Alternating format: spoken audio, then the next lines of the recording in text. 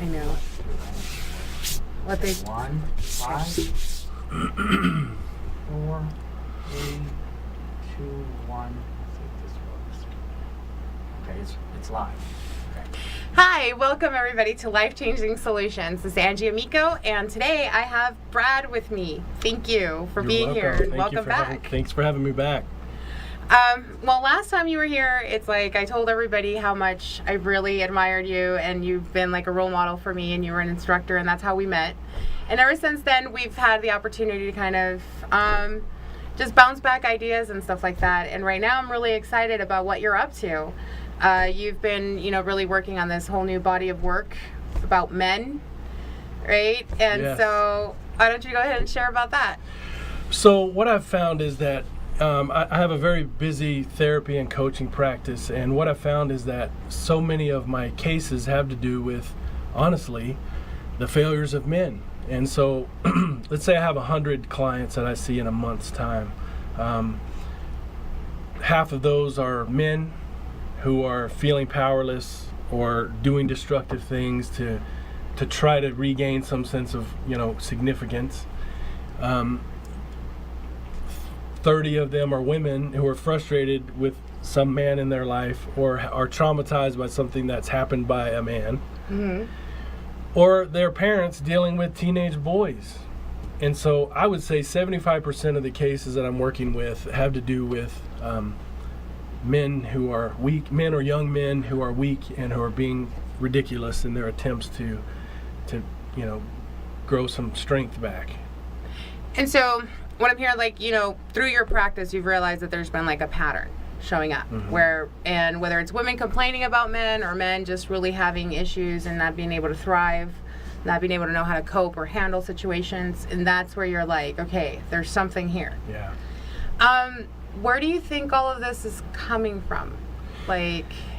I think that I don't know exactly, but I know that there are some just cultural things that have happened over the last maybe 50 years in our country and maybe throughout the world where men have kind of been trained to be nicer, and I think that there was a need for that, but the accidental kind of the side effect of that is we've lost some of the traditional masculine strengths that make men great. The world needs men just like we need women with their inherent gifts and talents, and we're just losing men. And I tell you, the generation of young men right now, we're in trouble with what's happening with our young men, our teenage boys. A lot of that has to do with lack of effective role models in fathering and so forth. But that's I don't know what else is creating it, but I just know it's real. And it's affecting families and individuals. Suicide rates for men are higher than they've ever been, and we're addicted, we're aggressive, and I think a lot of that stems from the feeling of powerlessness and other kinds of problems that we don't know how to face.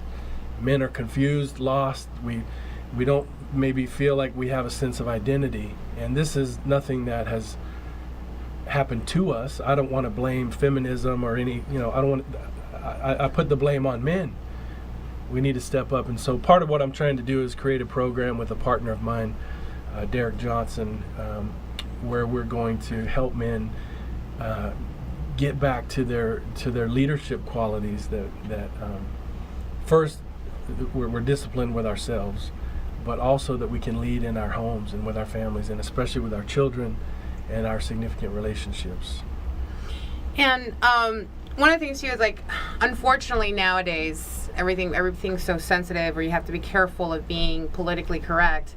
And so one of the things that I want to touch on is when you say having men be men, it's not the burly, manly. Yeah, you don't have to shoot animals to be a man. I don't think that's necessary. Okay, so then what is it that you refer to, or what are you referring to when you say having men be men again? I'm talking about responsibility, not being a victim, not victimizing others for sure. That's definitely what I don't mean. Some people are confusing this push for masculinity with toxic masculinity, which I hate that term, and I just think it's kind of a bunch of hooey, really. When people are being toxic, they're toxic human beings. But anyway, leadership, discipline, being reliable, working hard, being resourceful, and really to just stop making excuses, but also not to apologize for being who we are. You know, we imagine telling a group of people, maybe a marginalized group, hey, although you're born this way, don't have these feelings, don't live the way you think you should, and you know, shaming people for their inherent qualities or whatever. We've kind of accidentally, I think, done that to men. And of course, we don't, you know, men shouldn't be aggressive and violent and those kind of things. But while softening men, it's created all kinds of other problems. And I think, again, things like violence and aggression stem from passivity gone far too, you know, we've gone the wrong direction with that. And so assertiveness, what are some of the other qualities we're trying to hit here? Well, as you're thinking about it, 'cause something that's Yeah. coming up for me, and just I think taking it out of the gender specificness, I guess. One of the things that I teach is about like really being in harmony, because I think right now a lot of the things that's happening is that we have too many extremes. So as I hear you saying, you know, it's like be who you want to be, right? Like don't really conform to those norms, but be all that you can be, you know, as cliche as that sounds, right? But it's like, you know, and stop being so extreme. It's like just because, you know, you're soft or tender or sensitive doesn't make you weak. And that's, I think, another thing that we're just really twisting, and we're not really having a full understanding of that weakness doesn't necessarily mean being sensitive, or being vulnerable doesn't mean that you're weak. It could be a huge sign of leadership or of being confident, you know, but we're afraid to show that. So Yeah, there's a lot of talk about vulnerability, you know, and I guess I have some mixed feelings about that. I do think there needs to be a measure of vulnerability with all people, but when we're talking about that with men, it gets complicated, because I think men should show emotion. When men cry in front of me, I think, yes, victory. Get those tissues, let's cry about this and let's deal with it. And then you're going to go home and handle your business and be responsible and do the things that, you know, your family needs you to do. So feeling emotion, I don't want the kind of masculinity where guys just have to be stoic and can't have any, you know, any feelings at all. That's not true manhood. I sat with a man on Sunday, kind of a spiritual leader of mine, who when as we talked, there was some emotion shared, little teary-eyed feelings about sensitive topics that I'm working on with myself, and valuable. This is a leader. This is a strong man. I feel like it is strength to be able to show that. But vulnerability, what I don't like about the vulnerability message is that maybe you see yourself as a victim. If I'm vulnerable, I need help. I think true masculinity it relates to people who can be the rescuer of those that need help, to be a protector of those that are maybe overly vulnerable. So I don't know if that's making any sense. no, I totally hear you, and I think it's really important. I love what you're up to, because you do have that manly perspective. You know, it would be difficult for me to sit here and speak into it, because I may be a recipient, I guess, of the behavior of like male or masculine behaviors, but I don't have a full understanding, and it's difficult for me. And I may be expecting a man to be vulnerable, constantly crying or what have you, but may not be what a man needs. Does that make sense? So I really appreciate, you know, you doing this work, because the other thing too is right now, again, speaking into the whole politically correctness and everybody being overly sensitive, it's you taking this on, not only because it's needed, but also taking it on at a time when it is such a big feminine, you know, movement and woman empowerment. You could be looked upon as you're screwing us up, man. All right. You Yeah, know? like I'm some radical, you know, like Yeah. that's exactly right. This is the new religion. You know, it used to be don't talk about religion and politics. Now it's don't talk about gender. Right. We're going to push buttons, and you know, I'm not really afraid. I think one of the mottos in the work that we're doing has to do with no apologies. I don't want to apologize for being a man and having certain, you know, drives and things. I think kids should wrestle around on the playground and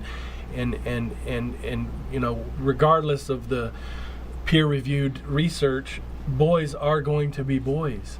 What I want to see is that boys turn into men, you know, and that doesn't mean men who are dominating and who are being, you know, selfish and demanding and that kind of thing, but people who are true leaders.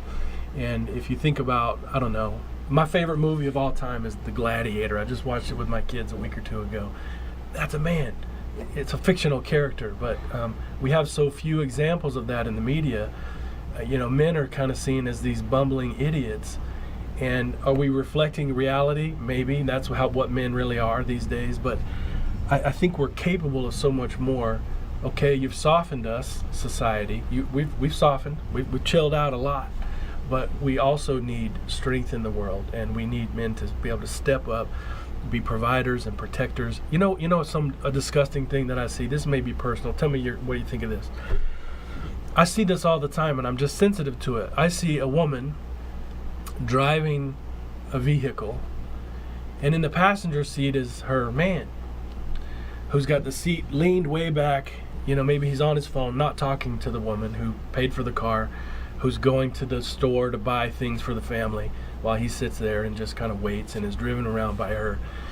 That stuff drives me crazy because I feel like I know exactly what's happening. She's taking care of him.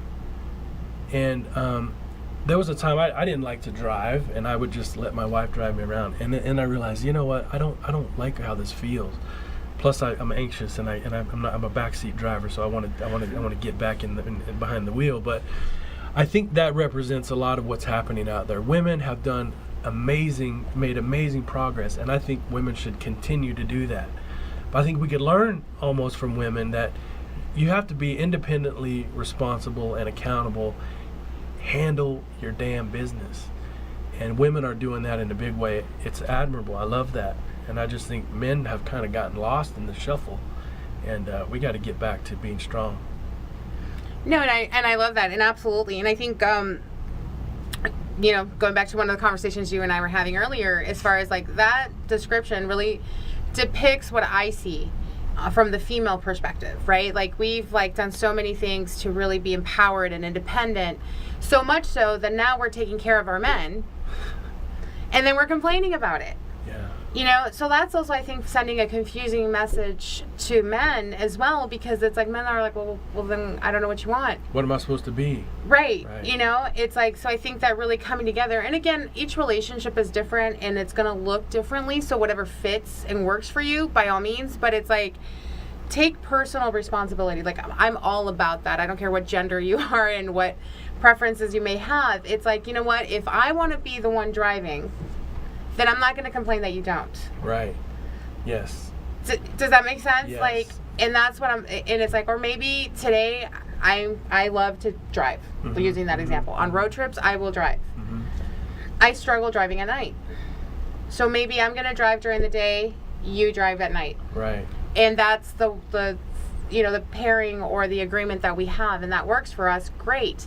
But again, I'm not going to sit there and be like, oh, I drove all day, you didn't do anything. Right. And I think that the best kind of control or the best kind of leadership is when there's shared control. And I think in partnered relationships, you know, people have to both contribute equally. And that's what I guess what I'm talking about. I don't think men are contributing enough. It's not about I want men to be in charge and we're going to rule the world and take back, you know, ownership of everything from women. Not that way at all. It's about men need to be contributing more to their own happiness, to their family and their romantic relationships, and to our community. And somehow, as we've softened men, we've lost some of those traditional virtues that are just so important. And I hope that we can help with some of the work that's happening right now, that we can help restore some of that in the traditional honorable aspects of manhood and masculinity.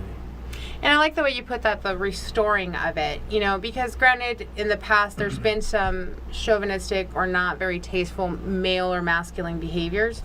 But there's also, I think we've lost a lot of the, gentleman behaviors from the past, right? Like that art, if you will, has also been lost through the times. And I love that you're speaking into that. Like, let's restore that. Let's restore, having men open the doors for women or anybody, and again, just being nice guys, responsible, and contributing equally to their family, to their society, whatever their environment looks like, and being active in that way. That's what it means to be a man by your definition. Yes. So, yeah, but there's a concept out there about the nice guy syndrome, and that's where we're nice. Men have become much nicer. I feel like I'm a nice guy, but I for so much of my life have lived the very things I'm talking about. I mean, I started college as an art major, so I was on a football scholarship, but I was an art major. Okay, so I had some sensitivities. They always thought I was the gay football player, and then when they found out my roommate was also an art major, they thought and it was just a funny thing. But I'm a sensitive guy. I'm a nice guy. But for so long in my life, I thought by pleasing other people, I could get love in return that I needed or expected. And what I forgot to do was just take personal, individual accountability for my own happiness. And I put that, at the feet of a person that I thought should do something for me. And women are happy, I think, many times to take care of people. So we're taking care of our men. We feel empowered. If I'm the woman, I'm feeling empowered. I feel significance again. I have a great income. I'm driving him around in my nice car. And then we get up. The women get upset because he's not pulling his weight. So I get so sidetracked. Where were we even? What were we talking about? No, I love it though. And something that I think something that I teach in it's one of the fundamentals is words have a definition and they have a meaning. And something that I'm seeing you struggle with is just, but I love that you're taking this on, is because a lot of the same words that you're using have, the same definition across the board, but we have given it a different meaning. Even the whole boys will be boys, right? That, even listening to you speak into it, it's like, yeah, boys are going to be, roughhouse. They're going to, mischievous and do little things, but that doesn't make them bad. It does, Right. And it's not an excuse. Not an excuse for poor, for criminal behavior. Thank you. For victimizing people. No, that's not what I'm defending. I'm defending being wired somewhat for aggression. I was just reading the other day about how Bette Midler, after the London terror attack, Bette Midler tweeted something about men and religion are both worthless. Because men are the terrorists. Well, so are the soldiers who go in to kill the terrorists. Men are the rapists. Men are the ones shooting up the schools and the events. So are the officers that go in to protect. And so, yes, men can destroy, males can destroy and do plenty of it, but they also are building. And that's the stuff I want to harness and foster. We're builders. We're creators. We are leaders. And anyway. No, I absolutely love that. And again, the fact that you are, not even creating a new context, because all you're doing is highlighting and providing and reframing, some of the things that we have lost, right? And so, yeah, man and woman, really, humans can be destructive, but they also can be very much a creator. And men are very strong, powerful individuals, but we have focused so much on the negative that now it's like, oh, that's what they've become. Right. And so I really give you I love this, I'm all excited, I can't even speak, because it's this is amazing, because I really do feel that this is what's needed. We're running out of time, so Okay. What is it? I know you're working on something, so you don't really want to disclose all of it, But we can find you if you guys are interested in learning more about Brad or even booking an appointment with him. You can go to bradsingletary.com. And I'll post some other links. So I'm writing a book. I'm working on a podcast. We've done 3 episodes, and got a new website and a whole new, maybe a mastermind type of group for men. And it's exciting stuff. We're just polishing some of it up, and I'll have some links there soon. So I really appreciate you having me here. No, I love you being here, and when you're ready, you will be back again so All we right. can promote this big old program that I'm so excited about. Yes. And even though, like, I know it's geared for men, it's like it's not a bad idea for women to also be in the know, Yeah. right? And just Yeah. find out how they can support. Yeah, we're important resources for each other. We need to understand each other better. That's for sure. All right, well, thanks again for being Thank here. you, Thank Angie. you, everybody. Till next time. Bye. Bye bye.